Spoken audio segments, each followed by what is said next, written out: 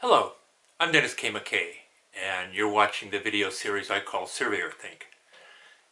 In the previous episode, I mentioned how historic survey measurement data can be used to suggest if your present measurements are harmonious with previous surveys.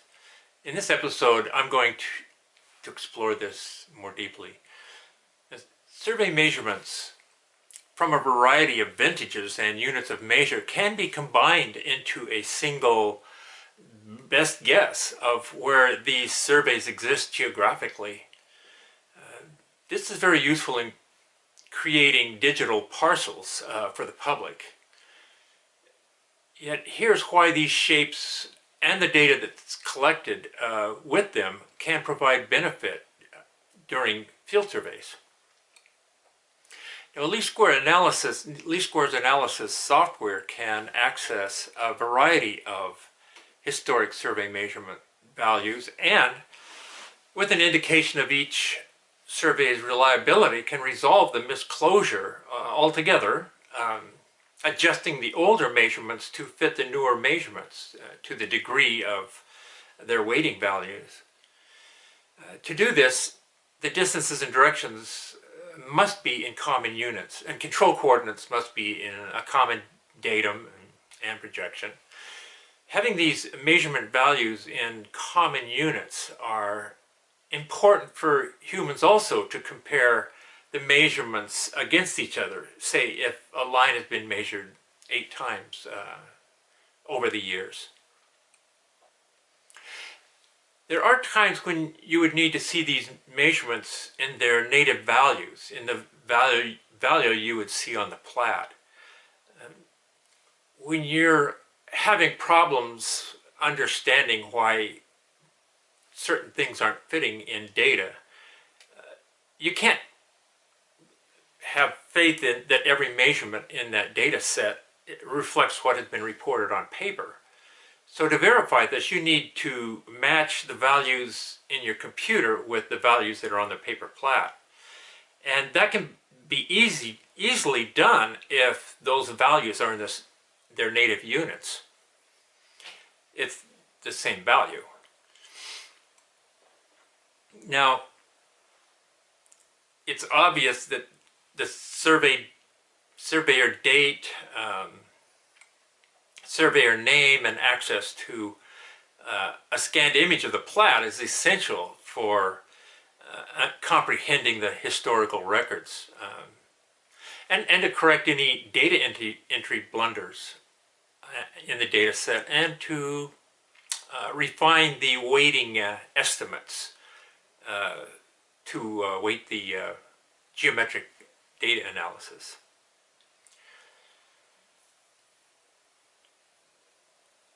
When standardized historic measurement data are published openly, field surveyors will be able to have copies of these data sets loaded onto their computing device and data collectors, appearing as drawing entities with symbols that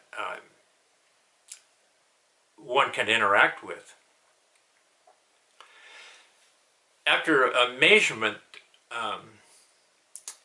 that you make on a monument, the computer may suspect that you've made a measurement on a point it already has in its database, and it would alert you in future software.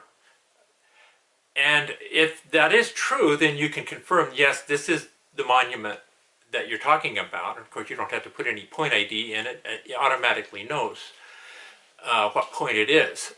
Or you can point to another symbol on the map and saying, no, I'm actually occupying this point that's 5 feet over, such a thing. And the analysis engine can then compare what you have measured against historical survey measurements, and taking into account the vintages of these old surveys can come up with an indication of how harmonious that your measurements are against the historical data. And if there's a blunder or something about analyzing evidence or discovering just different problems, this would be invaluable to be able to know on the spot. Over time, any surveyor will view historic control point measurements and line measurements as inexact as they may be, to be unchanging foundational data. Now, survey points that do not have GPS control will have their coordinates determined through analysis and adjustment of nearby control points and the lines that connect them. These adjusted points constitute 98% of the data that I worked with. Adjusted coordinates are necessary, yet the values are temporary.